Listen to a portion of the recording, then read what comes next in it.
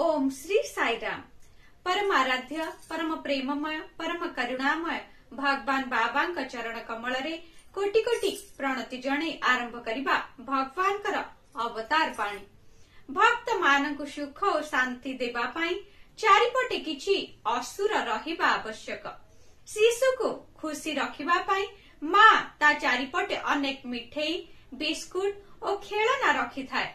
मां से गुड़िक द्वारा कौनसी प्रकारे लाभान्वित होई न थाए, किंतु शिशु कांदिले मां सही पारे नाही। सेही परी भक्त को सुखी करिबा पाई ता भितरे अंतर्निहित दिव्यत्व को जागृत करिबा पाई जगत एवं विरोधी चरित्र भली अजथा कथा ता चारिपटे रखिबा आवश्यक। शुभ सकाळ, आपणकर दिनटी मंगलमय हे। जय साईराम।